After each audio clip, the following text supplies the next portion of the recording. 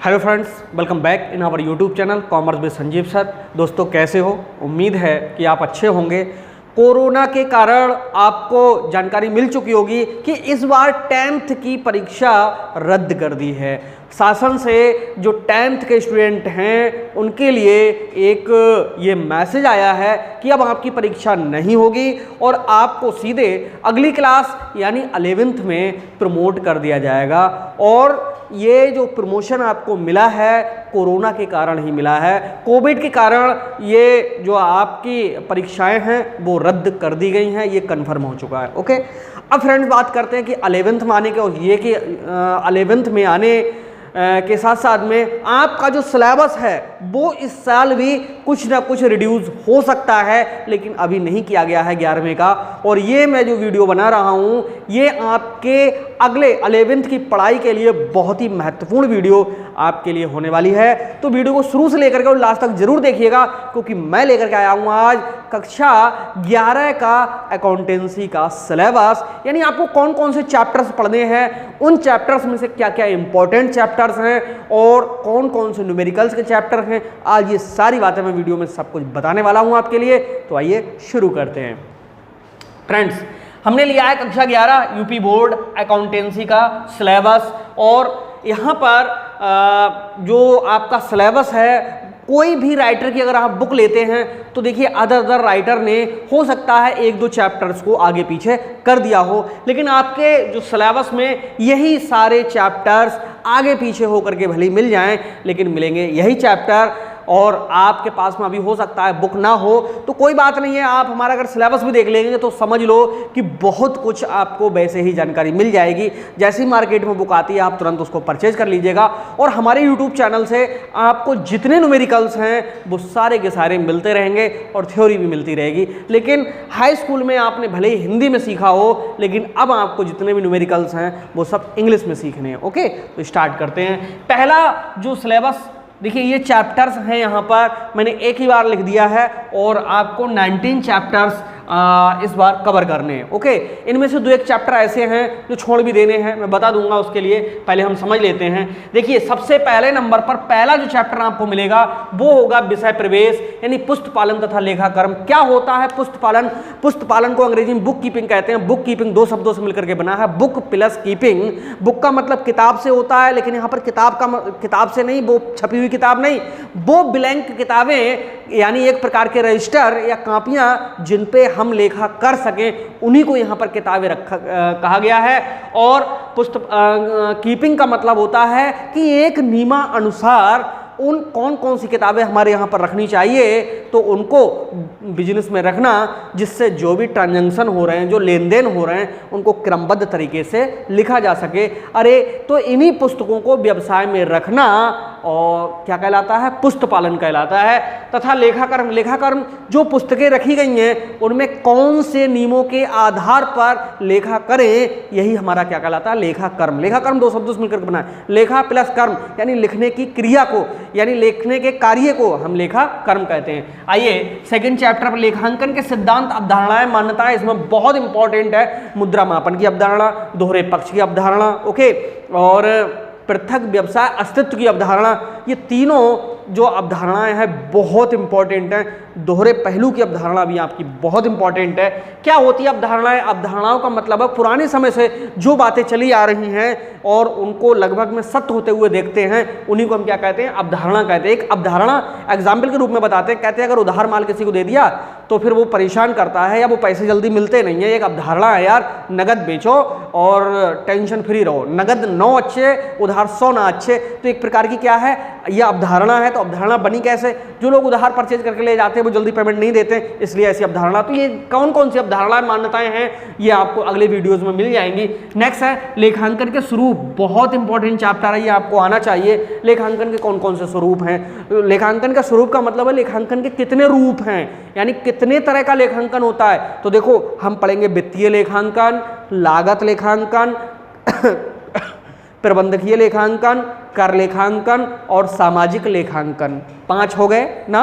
आपको इससे ज़्यादा किसी बुक में नहीं मिलेंगे, बस 5 के नाम आप ध्यान रख लीजिएगा और ये जो चैप्टर है तैयार हो जाएगा। दोहरा लेखा प्रणाली मोस्ट इंपॉर्टेंट है। इसके जो जन्मदाता हैं लूकस पैसियोली हैं, जो इटली के निवासी थे, और इन्होंने एक बुक लिखी थी डी कंप्यूटेड स्क्रैप्चर, बहुत ही इंपॉर्टेंट बुक है। और सबसे पहले इन्हीं ने मतलब लूकस पैसियोली ने जो है प्रतिपादन किया था दोहरा लेखा प्रणाली का। इस प्रणाली को वैज्ञानिक प्रणाली कहा गया। क्यों कहा गया? क्योंकि ये जो प्रणाली है वो किसी भी लेन देन को एक वैज्ञानिक ढंग से प्रस्तुत करती है। यानी कोई लेन देन कम से कम दो पक्षों में होता है तो दो जगह पर लेखा होना चाहिए, वो भी अपोजिट साइड में, यानी अलग अलग डायरेक्शन डेबिट और क्रेडिट में करके। तो इसलिए इस प्रणाली को दोहरा लेखा प्रणाली कहा जाता है। बहुत इंपॉर्टेंट है।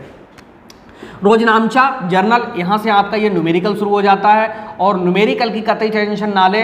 अगर इच्छा हो आपकी तो हमारे चैनल को सब्सक्राइब कर लीजिएगा। यहाँ से न्यूमेरिकल के क्वेश्चन और प्लस उसी की वीडियो बाकायदा बनी हुई आपको मिलेगी, क्योंकि कोविड-19 के कारण ये आपके जो कॉलेजेस हैं वो तो बंद हैं, कोचिंग्स भी बंद हैं, और आपकी मदद के लिए हमने एक बीड़ा उठाया है कि आपकी पढ़ाई पर हम पूरा ध्यान रखेंगे और बिल्कुल फ्री।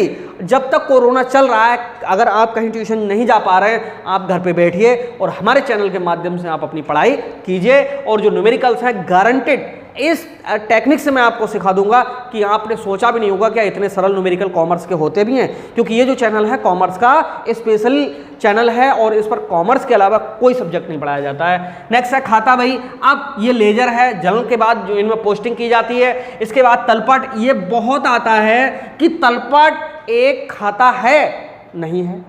तलपट को एक परीक्षा सूची कहा जाता है। खाता क्यों नहीं है? क्योंकि खाते जो होते हैं वो टी शेप में बनते हैं, डेबिट क्रेडिट के बेस पे बनते हैं, और यहाँ पर क्या है कि जो तलपट है वो डेबिट और क्रेडिट दोनों ओर के बैलेंस को बराबर दिखाता है। तो ये एक परीक्षा सूची है और कई इससे तलपट से एक प्रश्न बहुत आता है, आपको एग्जाम में 100% आएगा भी, कि वो कौन कौन सी त्रुटियां हैं जो तलपट से पता नहीं चलती हैं। ओके, नेक्स्ट है बैंक संबंधी लेन देन। इससे कम ही आता है, बस ये आ जाता है बैंक किसे कह देते हैं। तो भाई वह संस्था जो रुपए पैसे में लेन देन करती है उसे हम क्या कहते हैं? बैंक कहते हैं। कौन कौन से इसके कार्य हैं यार, हमारे चैनल पे जाओ, प्ले लिस्ट में देख लो, आपको बैंक के कार्य मिल जाएंगे। कौन कौन से खाते खोले जाते हैं ये भी इंपॉर्टेंट है। और चेक को लिखते समय कौन कौन सी सावधानियां रखनी चाहिए, चेक का अनादरण किसे कहते हैं, और चेक के अनादरण के कौन कौन से कारण हो सकते हैं, ये कुछ ऐसे पॉइंट्स हैं जो आपके एग्जाम में आ सकते हैं। ओके, नेक्स्ट है बैंक समाधान विवरण पत्र। ये बहुत मोस्ट इंपॉर्टेंट है, ये न्यूमेरिकल आपके लिए मिलेगा यहाँ से। ये क्या होता है बैंक समाधान विवरण पत्र? देखो, व्यापारी जितने भी लेन देन करता है वो सब अब चेक के माध्यम से करता है। कोई व्यापारी के खाते में पैसे जमा कर सकता है। व्यापारी ने जैसे आपको चेक दिए हैं तो आप पेमेंट निकाल सकते हैं व्यापारी खाते से, लेकिन आपको पता होना चाहिए कि जो चेक होते हैं वो 3 महीने तक वैलिड होते हैं। आप चेक ले गए व्यापारी से और पता चला कि आप अपने घर पे बैठ गए, क्योंकि आपको तो पता है 3 महीने बाद, मतलब 3 महीने के अंदर अंदर कभी पेमेंट ले लें। ऐसी कंडीशन में कुछ ऐसा होता है कि व्यापारी के अनुसार और बैंक के अनुसार खाते में डिफरेंस आ जाता है। वो डिफरेंस समझ गए ना क्यों आ जाता है? क्योंकि जैसे आपको चेक दे दिया तो व्यापारी ने पैसा घटा लिया होगा, लेकिन आप खाते में से निकाल के ही नहीं लाए, तो भाई व्यापारी के खाते में कहाँ निकला हैं? और अगर आपको किसी बिजनेसमैन को पेमेंट करना था और आपने क्या घर बैठे, अब तो भाई ई पेमेंट चल रहा है, मोबाइल से आपने क्या हुआ उसके खाते में पैसे ट्रांसफर कर दिए, अब उसे तो पता ही नहीं है। तो इस तरह से वो सोच रहा है हमारे खाते में कितना पैसा होगा, वहां निकलता है जाके कुछ। तो इसी विवरण को हम बैंक समाधान विवरण कहते हैं, जिसमें इस बैलेंस को दूर कर दिया जाता है एक विशेष तरीके से। और वो तरीका कौन सा होता है? जो एंट्रियां जोड़ने की होती हैं उन्हें जोड़ दिया जाता है, घटाने वाली घटा दी जाती है। जब ये चैप्टर स्टार्ट होगा चुटकी में आपके समझ में आ जाएगा। नेक्स्ट है विनिमय विपत्र। ये हाई स्कूल में भी आपने पढ़ा होगा, ये भी चैप्टर जो था वो 10th में था। और विनिमय विपत्र किसे कहते हैं? उस विपत्र के लिए कहते हैं कि जब आपने किसी को माल बेचा, उस व्यक्ति ने पैसे तो दिए नहीं, उसके बदले दस्तखत करके एक बिल दे दिया। आपने माल दिया, उसने बिल दे दिया, तो क्या हो गया? विनिमय हो गया। विनिमय का मतलब अदला बदली हो गया। तो ये ऐसे कागज को ही हम विनिमय विपत्र या बिल कहते हैं। 2 प्रकार के होते हैं, व्यापारिक बिल और अनुग्रह बिल। अनुग्रह बिल होते हैं जिनको हम सहायतार्थ बिल कहते हैं। इंपॉर्टेंट है और यहाँ से न्यूमेरिकल आपको मिलना चाहिए। नेक्स्ट है अंतिम खाते। तो यार मिलेंगे ही मिलेंगे। वर्ष के अंत में लाभ हानि को ज्ञात करने के लिए जो खाते बनाए जाते हैं उन्हें हम अंतिम खाते कहते हैं। व्यापार खाता, लाभ हानि खाता, और इसके साथ साथ बैलेंस शीट, जो खाता नहीं होता है, वो आर्थिक चिट्ठा होता है। ये सारे हमारे यूट्यूब चैनल से आपको आसानी से अच्छे तरह से मिलते रहेंगे। अशुद्धियां एवं उनका सुधार, देखो अशुद्धियां किसे कहते हैं? जब हम कोई लेखांकन क्रिया करते हैं तो किसी कारणवश डेबिट करना था, भूलवश उसे क्रेडिट कर बैठे, क्रेडिट करना था डेबिट कर बैठे, 1000 की एंट्री करनी थी 10,000 लिख गए, या 1000 की करनी थी वहां 100 ही लिखे गए। तो ये जो कुछ गलतियां हो जाती हैं तो वहां पर काटा नहीं जाता है, ओके, कटिंग नहीं की जाती है, बल्कि दूसरी जर्नल एंट्री द्वारा इनको रेक्टिफाई कर दिया जाता है, सुधार दिया जाता है। इसी को कहते हैं अशुद्धियां और उनका सुधार। रहतिया के मूल्यांकन की विधियां, ये क्या होता है? रहतिया किसे कहते हैं? बिना बिके हुए माल को हम क्या कहते हैं? रहतियां कहते हैं। इसमें फीफो, लीफो, मीफो, हीफो, औसत, लागत मूल्य और बाजार मूल्य जो दोनों में कम हो, ये बहुत इंपॉर्टेंट ऑप्शन है। लागत मूल्य और बाजार मूल्य जो दोनों में कम हो, उस पर रहतिया का मूल्यांकन सबसे ज़्यादा किया जाता है, ये मिल जाएगा।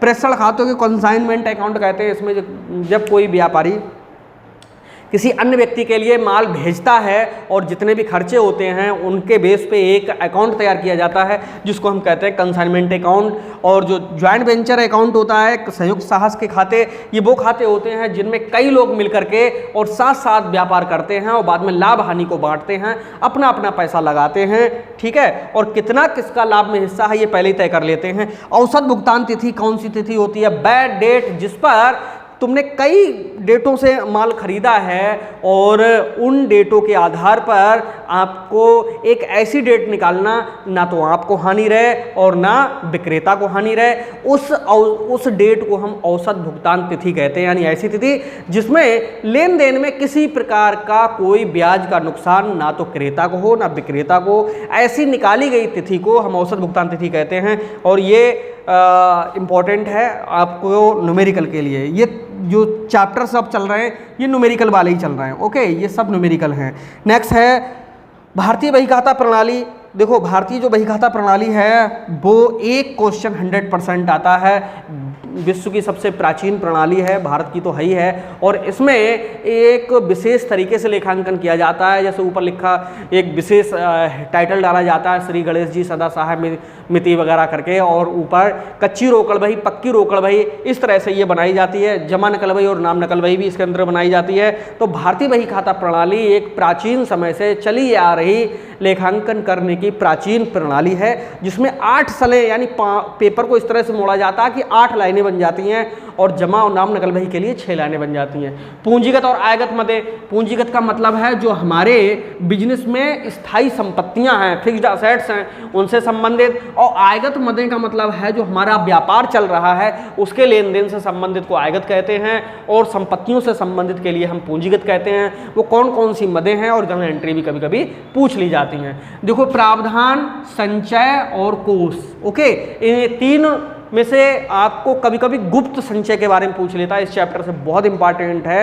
यानी गुप्त संचय वह संचय होता है जो चिट्ठे में नहीं दर्शाया जाता है, और कभी अचानक कोई बिजनेस में प्रॉब्लम आती है तो उस जो संचय में इकट्ठी की गई जो धनराशि है उसका प्रयोग कर लिया जाता है, उसी को हम गुप्त संचय कहते हैं। वैसे किसी भी भविष्य में नए काम को करने के लिए, मशीन को बदलने के लिए, कोई भुगतान करने के लिए पहले से ही जो तैयारी की जाती है इसे कहते हैं प्रावधान। और प्रावधान के आधार पे कुछ पैसा ऐसा है जो बचा बचा करके इकट्ठा किया जाता है, इसे हम कहते हैं संचय। और उस संचय का कुछ ऐसा भाग जो हमेशा हमेशा के लिए एक रिजर्व कर दिया जाता है उसे हम कहते हैं क्या? कोष।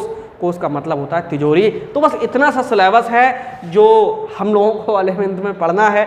सरल लगेगा आपको, टफ नहीं लगेगा दोस्तों, बस इसमें अब आप लग जाइएगा, क्योंकि 11वीं में आप अपना जितना बेस मजबूत कर लेंगे। देखो कॉमर्स जब ली है तो ये आज ही ठान लो कि हमें कुछ करना है, और कुछ करने के लिए फ्रेंड्स आपके लिए कुछ त्याग तो जरूर करना पड़ेगा, क्योंकि मेहनत के द्वारा ही सफलता को आसानी से प्राप्त किया जा सकता है। कोई बड़े से बड़ा ताला आप हो सकता है हथौड़े से ना खोल पाओ, लेकिन छोटी सी चाबी उसके लिए खोल देती है। तो वो चाबी क्या है? आपको काम करने की एक ऐसी ट्रिक, ऐसी तकनीकी जो कठिन से कठिन चीजें आपको सरल लगने लगे। ओके, तो फ्रेंड्स हम क्विक रिवीजन करवा देते हैं 1 सेकंड में कि कौन कौन सा हमारे सिलेबस में और अच्छे से हमें पढ़ना है। देखो यहाँ से थ्योरी आएगी, पहले चैप्टर से 100% कुछ ना कुछ जरूर आएगा, और यहाँ पर लेखांकन के सिद्धांत में अवधारणाएं 100% कोई ना कोई आ जाएंगी। अवधारणाएं नहीं आई तो सिद्धांत आते हैं। लेखांकन के स्वरूप से थोड़ा कम पूछा जाता है, और दोहरा लेखा प्रणाली आपकी मोस्ट इंपॉर्टेंट है। रोज नामचा के न्यूमेरिकल आपको जरूर सीखना है। कल परसों से ही हमारे जो चैनल पे आपको न्यूमेरिकल्स मिलने लगेंगे। ओके, खाता वही इंपॉर्टेंट है, ये सीखना बहुत जरूरी है। अगर यहाँ नहीं सीखा तो फिर आगे कभी सीखने का मौका नहीं मिलेगा। और तलपट बनाना आना चाहिए, 2 दिन में तलपट बनाना आ जाएगा। बैंक संबंधी लेन देन से थ्योरी आएगी। बैंक समाधान विवरण पत्र आपका न्यूमेरिकल है, बिल आपका न्यूमेरिकल है, अंतिम खाते न्यूमेरिकल हैं। ये 100% आपको एग्जाम में मिलने वाले हैं। ओके, अब अंतिम खाते के बाद यहाँ पर है अशुद्धियाँ एवं उनका सुधार। तो यहाँ से अशुद्धियाँ एवं उनका जो सुधार है, तो ये त्रुटियों के लिए आपको एक छोटा सा न्यूमेरिकल मिल सकता है जिसमें 4-5 एंट्रीज होंगी, उनके थ्रू आपको रेक्टिफाई करना है। रहतिया के मूल्यांकन की विधियाँ इंपॉर्टेंट है। किसी एक विधि के बारे में आपसे पूछ सकता है या ये पूछ सकता है कि रहतिया की कौन कौन सी विधियाँ हैं। अब यहाँ से आपका जो पार्ट है खत्म हो जाता है। कुछ बुक में आ और बा 2 भाग करके दिए हुए हैं, यहाँ से बा भाग शुरू हो जाता है प्रेषण खाते से। ओके, प्रेषण खाते न्यूमेरिकल की दृष्टि से, संयुक्त खाते, संयुक्त साहस खाते न्यूमेरिकल की दृष्टि से, और औसत भुगतान तिथि ये भी न्यूमेरिकल है, भारतीय गवाही खाता ये भी न्यूमेरिकल है। ये इतने न्यूमेरिकल हैं। और आयगत, पूंजीगत और प्रावधान संचय, यहाँ से लगभग में थ्योरी ही मोस्टली पूछी जाती है। दोस्तों, ये हमारी वीडियो आपको कैसी लगी कमेंट में जरूर लिखिएगा, और अगर हो सके तो वीडियो को आप अपने दोस्तों में शेयर कर दीजिएगा, वीडियो को लाइक कर दीजिएगा, और चैनल को भी आप सब्सक्राइब कर लीजिएगा, जिससे हमारी सारी वीडियोज़ आपको समय समय पर मिलती रहें। तो मिलते हैं नेक्स्ट वीडियो में, तब तक के लिए बाय बाय।